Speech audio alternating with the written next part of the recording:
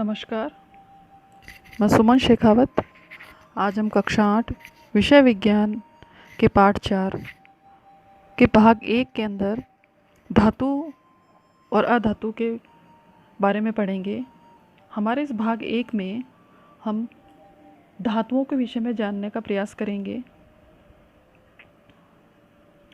धातु और अधातु, सबसे पहले हम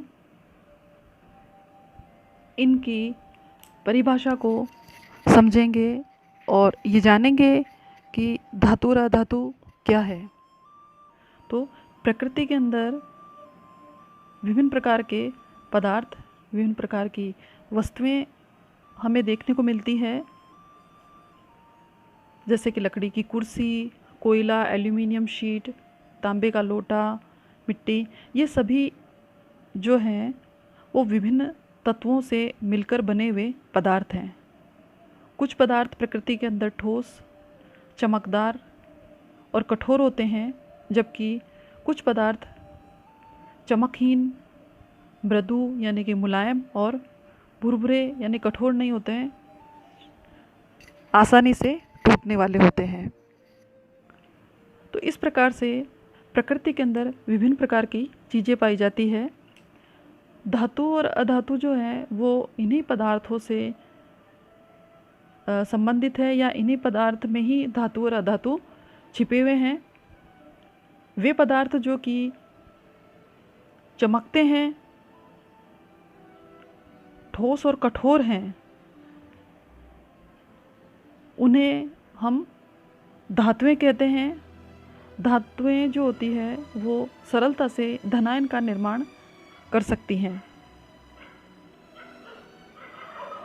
उदाहरण के लिए जैसे लोहा, एल्यूमिनियम, सिल्वर, गोल्ड, कॉपर, ऐसी बहुत सी धातुएं हैं जिनको कि हम जानते हैं और दैनिक जीवन में लगभग रोज़ हम इन्हें देखते हैं। दूसरा है अधातु। कुछ चीज़ें ऐसी भी होती है जिनमें कि धातुओं के समान लक्षण नहीं पाए जाते। वो चमकहीन होती है यानी चमकीली नहीं होती है, और न कठोर होती है। ऐसी वस्तुओं को हम अधातु की श्रेणी में रखते हैं। अधातुएं जो होती है वो सामान्यतः ऋणायनों का निर्माण करती है। उदाहरण के लिए हम कह सकते हैं जैसे कि नाइट्रोजन, हाइड्रोजन, सल्फर, अधिकांशतः गैसें जो होती है वो इसमें गिनी जाती है। इस चित्र के अंदर धातु और अधातु यानी मेटल्स और नॉन मेटल्स को दिखाया गया है। इस तरफ मेटल्स को बताया गया है, विभिन्न प्रकार की। इसके अंदर तांबा, लोहा, इनकी वस्तुएं बताई गई है, जिसमें ये देखिए यहाँ पे लिखा हुआ है ब्रॉन्ज, स्टील, मेटल, ब्रेसेस। इस प्रकार से विभिन्न प्रकार की धातुएं बताई गई है। और दूसरी तरफ नॉन मेटल्स यानी अधातुएं बताई गई है, जिसमें कि सिलिकॉन, एंटीमनी और सल्फर। इन धातुओं को चित्र से स्पष्ट किया गया है। इस पाठ के अंदर हम धातुओं के भौतिक गुणों को विस्तार से समझने की कोशिश करेंगे। धातुओं के भौतिक गुण। भौतिक गुणों का मतलब ये हुआ कि उसकी बाहरी बनावट, उसकी चमक, उसकी कठोरता, उसमें जो भी गुण पाए जाते हैं, यानी उसके गुणों की चर्चा करेंगे हम। तो सबसे पहले इसी क्रम में सबसे पहला गुण है चमक। पदार्थों को प्रकृति के अंदर सर्वप्रथम धातु और अधातु बांटने का सबसे बड़ा जो आधार था वो इनकी चमक ही है, कि जो वस्तुएं चमकती उनको धातुएं कह दिया गया और जो नहीं चमकती उन्हें अधातुएं कह दिया गया। लेकिन इसके अलावा भी बहुत से ऐसे गुण होते हैं जो कि इन्हें एक दूसरे से पृथक करते हैं। इसी कड़ी में हम सबसे पहला देख रहे हैं चमक। धातुएं जो होती है वो चमकती हैं, यानी किसी धातु की यदि सतही कटिंग की जाती है तो उसकी सतह जो होती है वो चमकदार होती है। आपने देखा होगा जैसे कि सोना, चांदी, पीतल, तांबा, ये ऐसी धातुएं होती हैं। इसके अलावा और भी बहुत सारी धातुएं होती है, एल्यूमिनियम वगैरह। सभी धातुएं जो होती है वो अधिकांशतः चमकती है। दूसरा है कठोरता। सामान्यतः सभी धातुएं जो होती है वो कठोर होती है। उदाहरण के लिए जैसे लोहा, तांबा, इन्हें जो है तोड़ना बहुत कठिन होता है।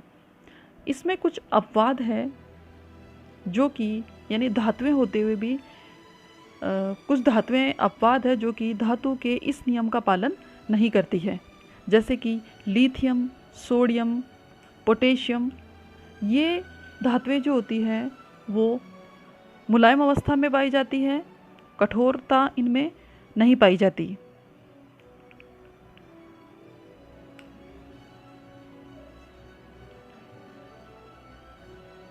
तीसरा पॉइंट है हमारा अवस्था, या जिसे भौतिक अवस्था कह सकते हैं। धातुएं सामान्यतः ठोस होती हैं और बहुत कठोर होती हैं ये। इसमें भी एक अपवाद है, मरकरी, जिसे कि पारा कहा जाता है। मरकरी जो है वो मात्र एक ऐसी धातु है जो कि सामान्य ताप पर द्रव अवस्था में पाई जाती है। अगला पॉइंट है हमारा आघात वर्धनीयता। आघात वर्धनीयता जो है इसका शाब्दिक अर्थ है, आघात का मतलब हुआ पीटना और वर्धन का मतलब है बढ़ना। तो ऐसी वस्तु या ऐसे पदार्थ जिनके ऊपर चोट लगाई जाती है तो वो बढ़ते हैं और पतली चादरों में परिवर्तित हो जाते हैं। तो धातु को यदि पीटा जाता है तो ये जो है लंबी चादरों के अंदर परिवर्तित हो जाती है। इनकी पतली चादरें भी बनाई जा सकती, यानी इतनी इनमें चोट सहन करने की क्षमता होती है। पांचवा पॉइंट है तन्यता। अगला धातु का गुण तन्यता। तन्यता का मतलब हुआ तनन क्षमता, खींचने की क्षमता, स्ट्रेचेबिलिटी उसके अंदर।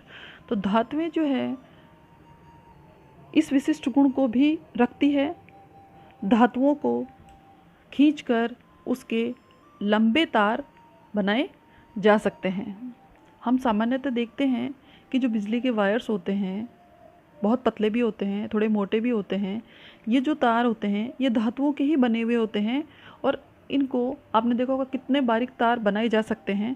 तो धातु जो होती है उसकी इतने पतले तार बनाने की भी एक क्षमता पाई जाती है, तो इसे हम तनन क्षमता कहते हैं। तो धातुओं के अंदर तनन क्षमता का सामर्थ्य होता है। उदाहरण के लिए जैसे तांबे के तार बनाए जाते हैं, एल्यूमिनियम के तार बनाए जाते हैं जिनको कि विद्युत के काम में लिया जाता है। छठा पॉइंट चालकता।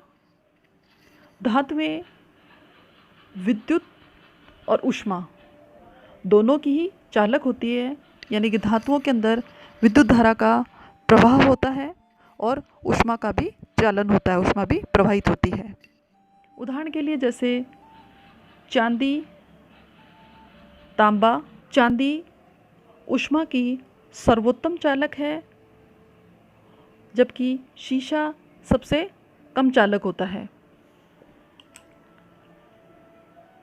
इसमें अपवाद स्वरूप शीशा जो है बहुत कम होता है, या इसको अपवाद में हम ले सकते हैं कि शीशा जो होता है जिसको लेड कहते हैं ये लगभग विद्युत और ऊष्मा का चालन नहीं के बराबर नहीं करता है, यानी कि ये कुचालक होता है।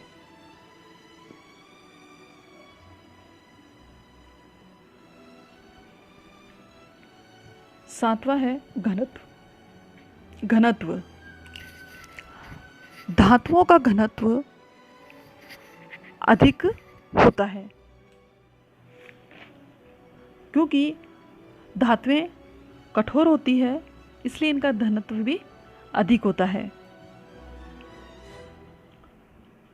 बाकी कुछ धातुएं हैं जिनका घनत्व कम होता है और वो कम घनत्व के कारण पानी की सतह पर भी तैरती है। आपने देखा होगा कि यदि हम किसी बाल्टी के अंदर धातु की कोई चीज़ यानी जैसे सिक्का ही हमने डाल दिया और देखते हैं तो सिक्का डालते ही बाल्टी के पैंदे तक वो चला जाता है क्योंकि धातु भारी होती है।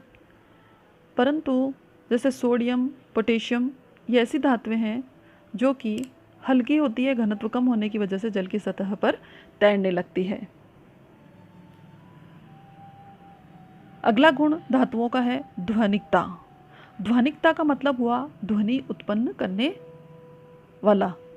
तो धातुएं जो होती है चूँकि कठोर होती है, कठोर सतह वाली होती है, और यदि इससे किसी वस्तु को टकराया जाए इनकी सतह से तो ध्वनि उत्पन्न होती है, और ध्वनि उत्पन्न करने का यही गुण ध्वनिकता कहलाता है। आपने देखा होगा आपकी स्कूल की बेल, साइकिल की घंटी या हमारी डोर बेल, ये सभी धातुओं की बनी हुई होती है और इनमें आवाज़ उत्पन्न होती है।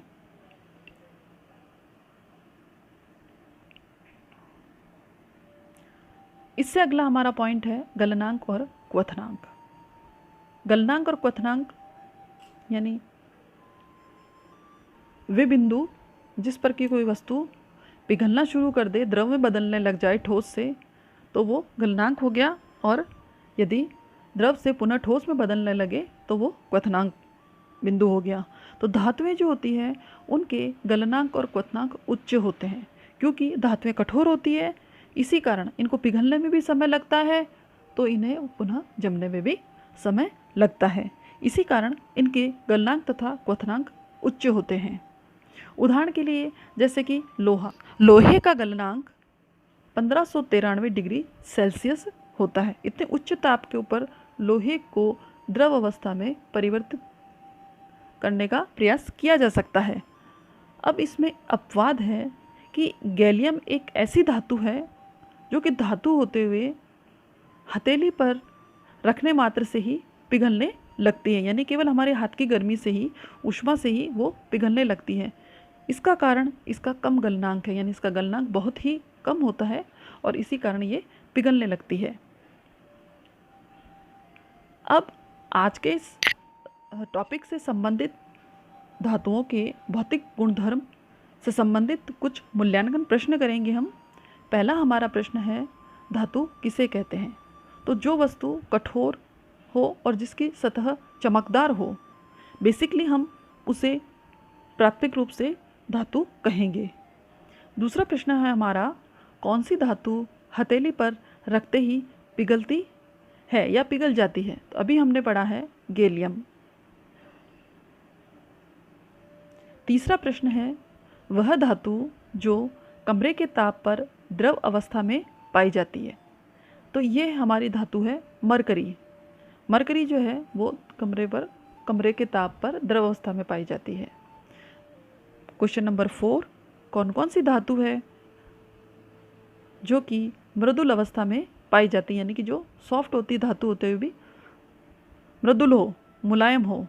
तो वह है सोडियम, पोटेशियम और लिथियम। ये ऐसी धातु होती है जिन्हें चाकू से आसानी से काटा जा सकता है। अगला हमारा प्रश्न है, वह कौन सी धातु है जो विद्युत और ऊष्मा दोनों की कुचालक है। तो वह धातु शीशा है। उस धातु का नाम बताइए जो सामान्य ताप पर द्रव अवस्था में होती है। सामान्य तापमान पर द्रव अवस्था में पारा जो है वो पाया जाता है।